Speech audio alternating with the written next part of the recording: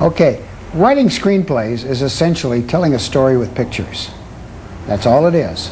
If you like to tell stories, or if you like the medium of film and you want to work into it as a director or someplace else, writing is an excellent way to start.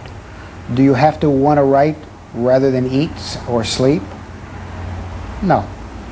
You just have to like to tell stories. Quite often people have used writing as a way to get to be a director and soon went on to other things.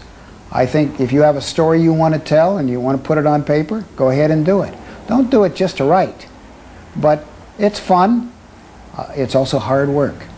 An average screenplay, once you get in it, will take you 3 months. 3 months of working almost like you're working at a job. You can't do it every so often as a public service.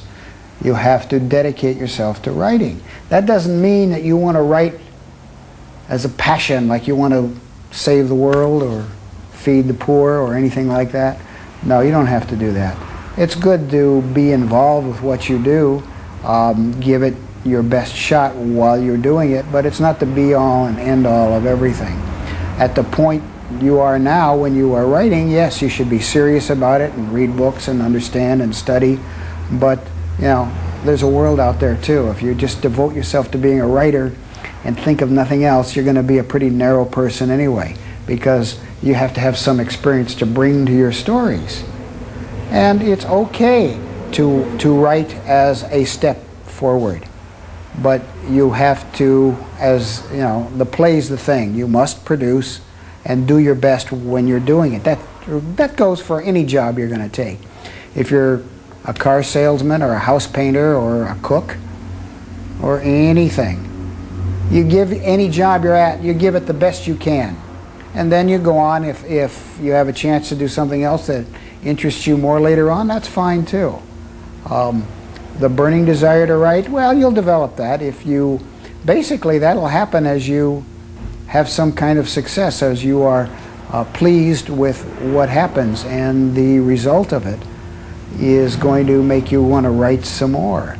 It's a way of expressing yourself. So if you've got a story to tell, or a way of looking at life, or maybe a message for the world, screenwriting is a way to do it. It's a hard way to do it. There aren't that many screenplays produced. There are a lot of stories in books and newspapers and magazines. A lot more of those out there. If you just want to write, that's fine. You can do screenplays as well. You can write a book and then develop the book into a screenplay, or vice versa. Some stories lend themselves basically to the film media, and that's okay. But do your best. That's all anybody can ask. Do your best while you're doing it.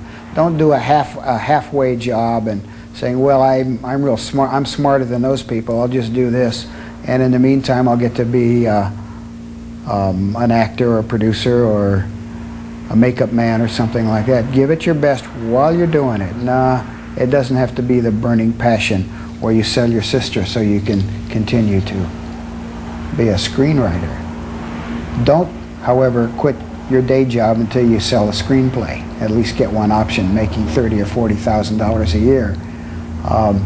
Then you have a chance.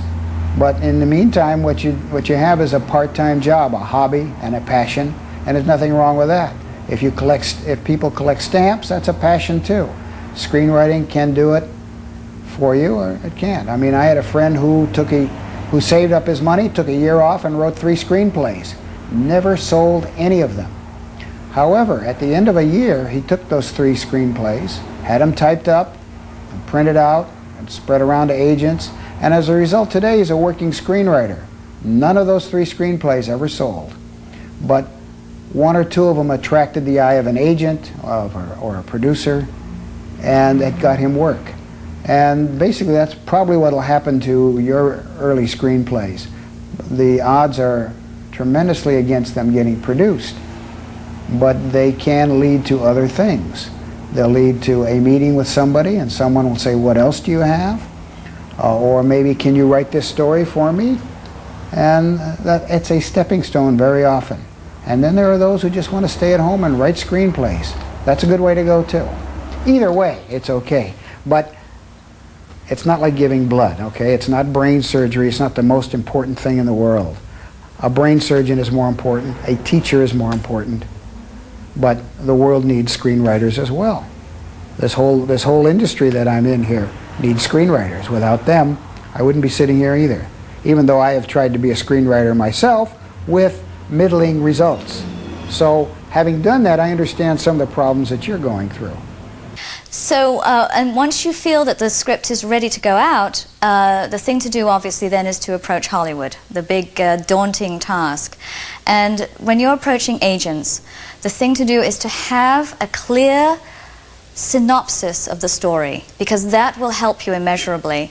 First of all, people do not have time to read scripts because they get hundreds of submissions every day, and they just sit there on top of a pile. If you can give a synopsis with the script and a letter to the agent explaining why you think they should read the script, it will really help your case a great deal. And also, I have people who will call me and ask if I will read their screenplay.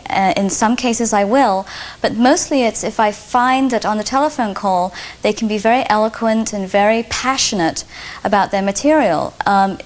Again, if you don't believe in it, how am I going to? And I need to know that this is, these are characters that you really care about, and that, this is a story that is worth telling. But, back to the agents, everybody's frustrated by the process. But when you get an agent, they are the ones that are out there selling your story. And the important thing to remember is, it's not just finding an agent, it's finding an agent who you feel understands the material.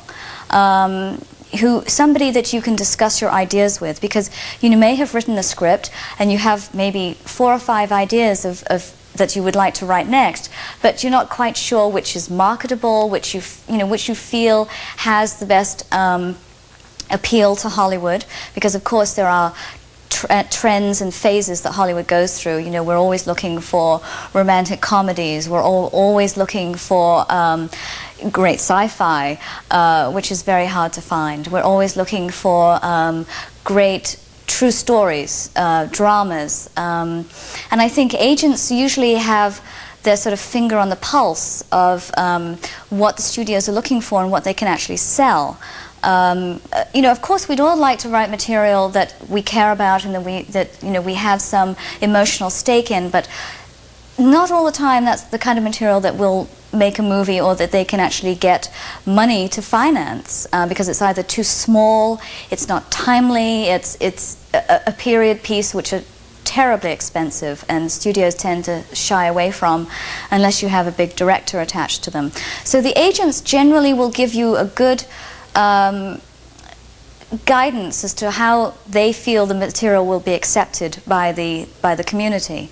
And they generally know which executives, like myself, are looking for a particular genre.